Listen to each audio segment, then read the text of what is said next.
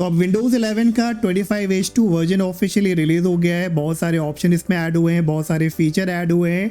आज इस वीडियो में गाइस मैं आपको ऐसे 2 फीचर के बारे में बताने जा रहा हूं जो मैं पर्सनली चाहता हूं कि सारे विंडोज़ 11 यूज़र को पता होना चाहिए, और ये काफ़ी यूज़फुल भी है आपके लिए आने वाले टाइम में। तो जितने लोग भी आप में से विंडोज़ 11 का यूज़ कर रहे हैं, इन दोनों फीचर को ज़रूर चेकआउट करिएगा, समझिएगा कि ये क्या है, कैसे काम करता है, और by the end of the video मुझे ये भी बताइएगा कि आपको ये यूज़फुल लगा कि नहीं लगा। तो शुरू करने से पहले मैं आपको दोनों के बारे में थोड़ा सा बता दूं कि किस फीचर के बारे में मैं आपसे बात करने जा रहा हूं। पहला जो फीचर है वो है एडिट कमांड, जो कि अब आपको टर्मिनल में देखने को मिलेगा काफ़ी सारे ग्राफिकल इंटरफेस के साथ। और दूसरा जो फीचर ऐड हुआ है वो आपकी सेटिंग्स में ऐड हुआ है, और ये आपको मिलता है क्विक मशीन रिकवरी के नाम से। इन्हीं दोनों फीचर के बारे में फटाफट बात करेंगे। कोशिश करिएगा, समझिएगा कि आपके लिए कैसे यूज़फुल हो सकता है और ये आपकी कब हेल्प करेगा। तो चलिए without any further delay start करते हैं। तो एडिट कमांड को समझने के लिए आप अपने विंडोज सर्च पे क्लिक करो, टर्मिनल टाइप करिए और एज एन एडमिन स्टार्ट कर लीजिए, नॉर्मल तरीके से स्टार्ट कर लीजिए। अब इधर जब आपका टर्मिनल ओपन होगा तो आपको एक सिंपल कमांड टाइप करनी है, एडिट। अब इसे आप चाहे टर्मिनल में रन कराइए, कमांड प्रॉम्प्ट में रन कराइए या पावर शेल में कराइए, ये कमांड तीनों ऑप्शन में काम करेगी। तो बस एडिट करते ही देखो आपको इस तरह का नया ग्राफिकल इंटरफेस मिलेगा जो थोड़ा सा अलग सा आपको दिखेगा।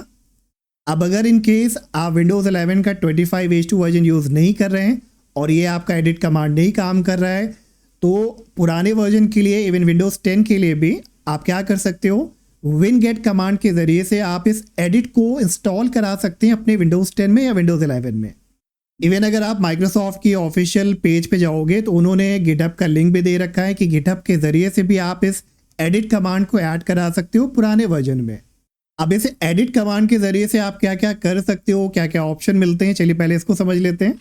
तो अब देखो गाइस, जब आपने टर्मिनल को या कमांड प्रॉम्प्ट को या पावर शेल को ओपन कर लिया है, अब एडिट कमांड आपके ऊपर डिपेंड करेगा कि आप किस लोकेशन पे एडिट कमांड को ओपन करना चाहते हैं। आप उसे डेस्कटॉप पे रन करना चाहते हैं, डॉक्यूमेंट में, या किसी अदर लोकेशन पे। तो मैं आपको शुरू से करके दिखाता हूँ। इसके बेसिकली 2 तरीके हैं। तो जैसे मान लीजिए कि मैंने कमांड प्रॉम्प्ट या पावर शेल जो भी ओपन कर लिया। अब अभी फ़िलहाल किस लोकेशन पे हूँ मैं, सी यूज़र गीक, अपने यूज़र अकाउंट में हूँ। तो जब मैं अपने यूज़र अकाउंट में हूँ तो मैं चाहे डॉक्यूमेंट में आ सकता हूँ, चाहे डेस्कटॉप पे।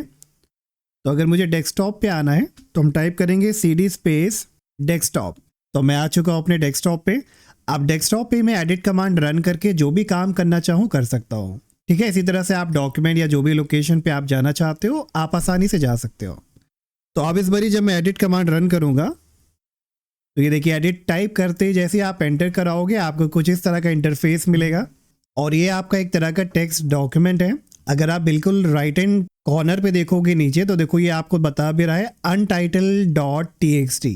तो अगर इधर मैं कुछ भी टाइप कर लेता हूँ, तो मैंने टाइप कर लिया है please like and subscribe Techno Uplift. और अब हम क्या करेंगे, इसे सेव कर लेते हैं, जैसे टेक्स्ट डॉक्यूमेंट में हम बेसिकली काम करते हैं।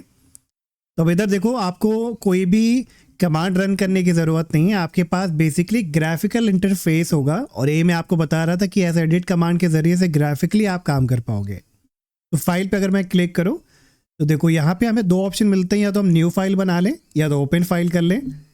फिर आता है सेव या सेव एज या क्लोज और एग्जिट।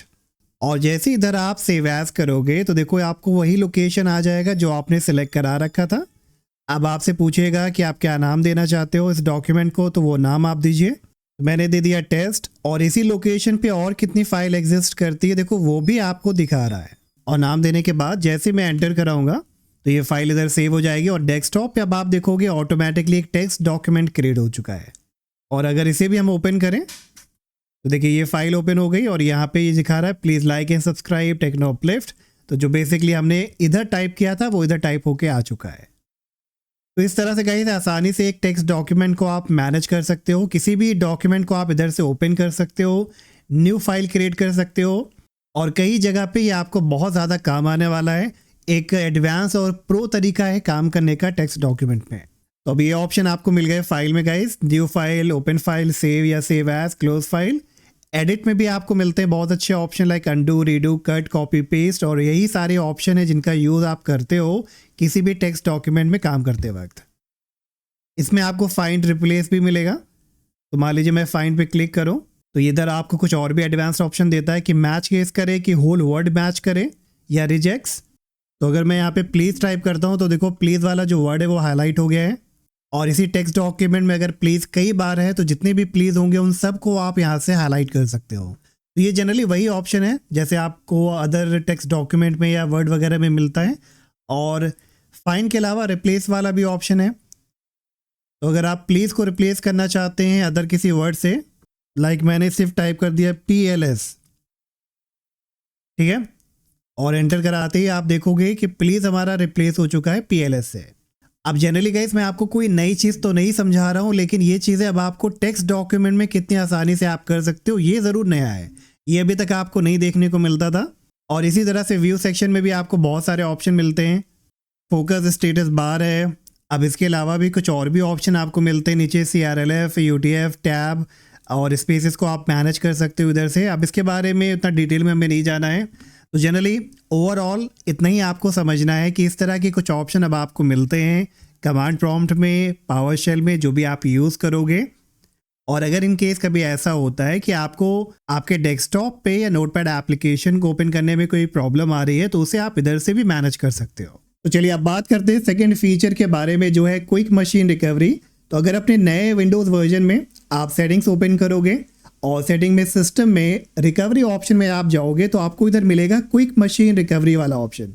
और अगर ये ऑप्शन आपको देखने को नहीं मिलता है तो विंडोज़ 11 में आप अपने सारे पेंडिंग अपडेट को अप्लाई करिए, तब आपको ये ऑप्शन देखने को मिल जाएगा।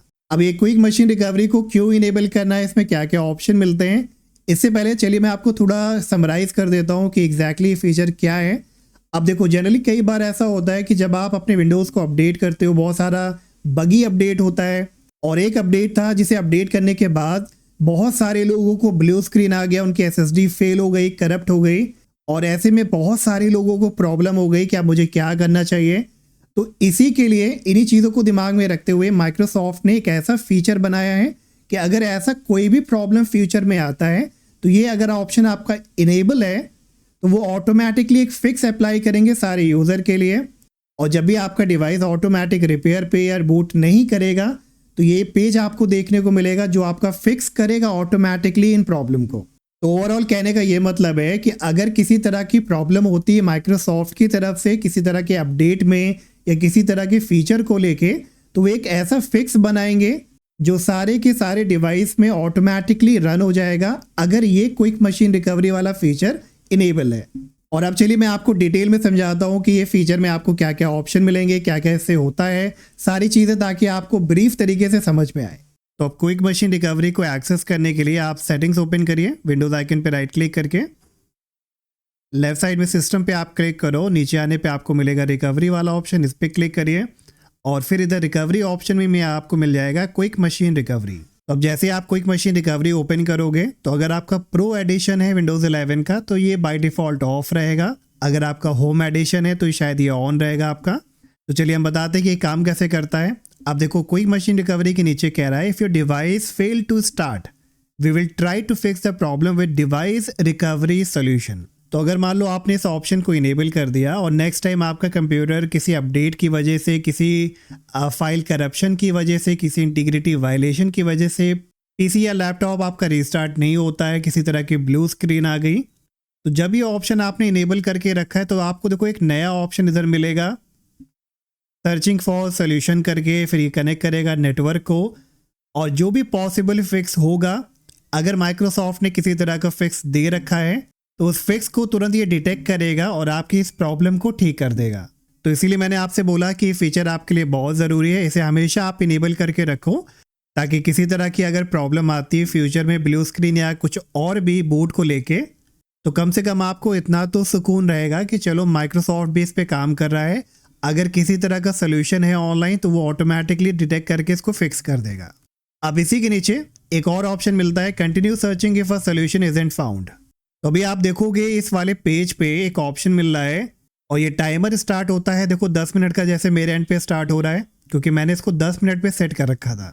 तो अब इस ऑप्शन का मतलब क्या है कि मान लीजिए माइक्रोसॉफ्ट आपसे ये कह रहा है कि भाई मान लो मुझे अभी अगर किसी तरह का सोल्यूशन मेरे पास नहीं है तो आप क्या चाहते हो कि मैं कितनी देर के बाद और ट्राई करूँ, तो वो चीज़ आपको इसे इंडिकेट करना होगा, इंस्ट्रक्शन देनी होगी कि ठीक है, अगर अभी आपके पास सोल्यूशन नहीं है तो आप अगेन आधे घंटे के बाद, 1 घंटे के बाद इसे दोबारा से ट्राई करिएगा।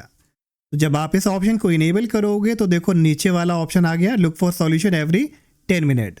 मैंने 10 मिनट ऑलरेडी सिलेक्ट कराया था, तो इसलिए आपको वहाँ पे ब्लैक वाली स्क्रीन पे 10 मिनट का ही स्टार्ट दिख रहा था। तो अब ये आपके ऊपर है कि आप 12 घंटे में हर सोल्यूशन को चाहते हो, 1 घंटे पे कि 2 घंटे पे। और ये डिपेंड करेगा, अगर आप एक पर्सनल पीसी और लैपटॉप का यूज़ कर रहे हैं तो आप इसे कम से कम पे रखिए ताकि फटाफट ये सोल्यूशन को ट्राई करें। और अगर मान लीजिए कि आप किसी डोमेन पे हो और सर्वर वगैरह पे आपका डिवाइस चल रहा है तो उसके लिए आप इधर जो भी अलग टाइम लेना चाहो वो ले सकते हो। अब ये टाइम क्या है ये आपको समझ में आ गया है कि इतनी हर फ्रिक्वेंटली ये जो है सोल्यूशन को सर्च करेगा। और इसी के नीचे एक ऑप्शन और भी मिलता है, रीस्टार्ट एवरी। तो इसके हिसाब से है कि अगर आप ये ऑप्शन चूज़ कर लोगे तो ये हर 180 मिनट पे या जो भी टाइम आप सेलेक्ट करते हो उतनी देरी में सिस्टम को रीस्टार्ट करेगा। और क्योंकि रीस्टार्ट करने से बहुत टाइम प्रॉब्लम ठीक हो जाती है, बहुत तरह के फिक्स अप्लाई हो सकते हैं, तो रीस्टार्ट का भी ऑप्शन आपको दिया हुआ है। तो ये भी मैं आपको कहूँगा कि इसे भी आप कम से कम चूज़ करिएगा, बाकी आपके ऊपर है। 72 आवर रिकमेंडेड है, तो 72 आवर के साथ भी जा सकते हो या 12 आवर के साथ जा सकते हो या 180 मिनट के साथ भी जा सकते हो। तो अब होपफुली गाइस इतना आपको समझ में आ गया होगा कि क्विक मशीन रिकवरी से बेसिकली क्या होता है कि बूट प्रॉब्लम होने पे ऑटोमेटिकली माइक्रोसॉफ्ट आपको कुछ सजेशन देगा, क्विक फिक्स देगा। अगर वो अवेलेबल है तो ये ऑटोमेटिकली अप्लाई हो जाएगा। अगर आपका ये ऑप्शन नहीं आ रहा है तो आप इसे एडवांस स्टार्टअप वाला जो ऑप्शन मिलता है, जहाँ पे आपको सारे ऑप्शन मिलते हैं, ट्रबल शूट वाला, एडवांस स्टार्टअप वाला, अगर इस पेज पे आओगे तो इधर भी आपको क्विक मशीन रिकवरी वाला ये टैब मिल जाएगा। और जैसे आप इस पर क्लिक करोगे दोबारा से यही सर्चिंग वाला ऑप्शन स्टार्ट हो जाएगा। अब होपफुली गाइस आपको इन दोनों फीचर के बारे में समझ में आ गया होगा कि दोनों फीचर क्यों बनाए गए हैं और इसका क्या काम है। अब मुझे आप कमेंट करके बताना कि आपको ये फीचर यूज़फुल लगा कि नहीं लगा। अगर आपको इस पर कोई एडिशनल डिटेल चाहिए, इन्फॉर्मेशन चाहिए, तो मुझे कमेंट करके आप ज़रूर बताइएगा। और अब मिलेंगे नेक्स्ट वीडियो में। Till then take care, bye bye.